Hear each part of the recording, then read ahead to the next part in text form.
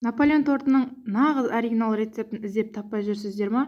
Дәл осы рецепті соңына дейін көріңіздер. Сіздердің іздеген рецептеріңіз осы екеніне сенімдімін. Өте дәмді шығады, слоеный болады және де қытырлап тұрады жеген уақытта. Міндетті түрде жасап көріңіздер. Видео ұнаса лайк басып, коммент жазып кетіңіз. Ең алдымен қамырын дайындайтын боламыз. Ол үшін бізге ұн және мұздай холодильниктен емес, морозильниктен шыққан сары май керек. Ол сары майды ұнға аунатып аламыз да теркадан өткіземіз. Неліктен ұнға аунатамыз? Өйткені ол тез еріп кетпеу керек. Ұнға батырып алған кезде жай ериді.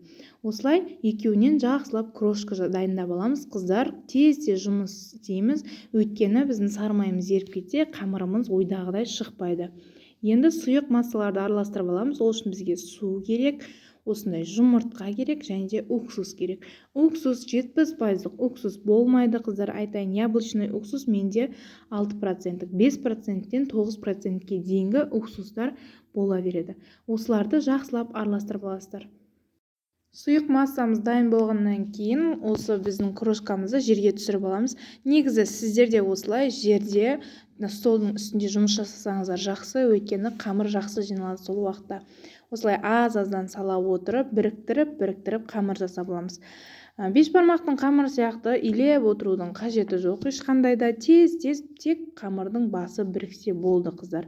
Қамырмен көп жұмыс жасасаңыздар, сары май еріп кетеді да, қамырымыз бұлжырап кетеді, қыздар. Осы 4 жағын бүйтіп екі қолыңызбен былай жинап дайындап алсаңыздар болды, қыздар. Осы дайын болған қамырымызды біз бетін жауып, холодильникке бір жарты сағатқа қойып аламыз. Ол жарты сағаттың ішінде біз кремін дайындап үлгереміз. Кремін дайындау үшін бізге осындай шекер және де кукурузный крахмал қажет болады.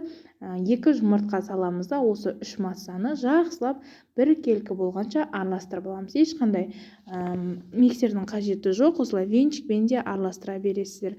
Араластырғаннан кейін ыстық, қайнамаған, бірақ қайнауға жеткен сүтті алып, тез құйып, аз-аздан құйып, тез араластырып аламыз. Жақсылап біркелкі масса етіп жасап алатын боламыз. Осы біркелкі массамызды газге қойып, оттың астын кішкене бәсеңдетіп, біркелкі етіп араластырып тұрып, алғашқы көпіршіктері шыға бастаған кезде, қайнай бастаған кезде, сразу оттан түсіріп, бетіне пищевой пленка жабамыз да, бетпе-бет қылып жабамыз да, осыны суытуға қойып қоямыз. Суығаннан кейін бұны да холодильникке 5-6 сағатқа қойып алу керек.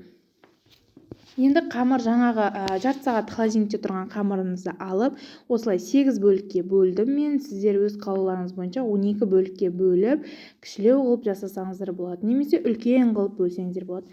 Бөлгеннен кейін 1-2 сағатқа холодильникке қойып аламыз да, осылай қатты болғаннан кейін біз жаятын боламыз. Сразу осылай пергамент қағазына жайыңыздар, кішкене ұн сеуіп алып, сол кезде сіздерге жұмыс істеуге ыңғайлы болады. Мен кальцоны 24 сантиметрлікпен жасадым. Піскеннен кейін ол жиырылып 22 сантиметрлік болып қалады.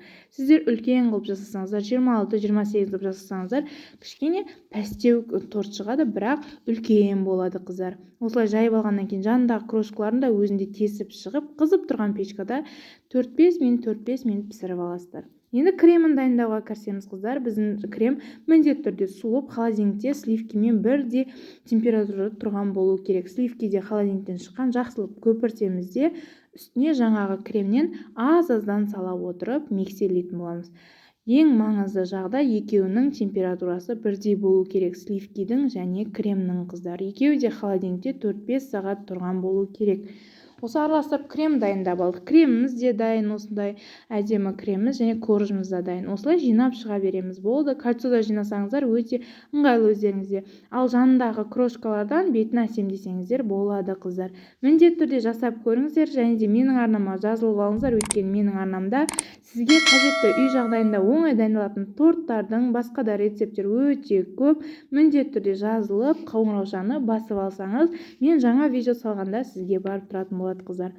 Видеом ұнаған болса, міндетті түрде лайк басып, комментария жазып кетсеңіздер болады. Қазақша каналдың дамуына үлес қосыңыздар, қыздар. Рахмет.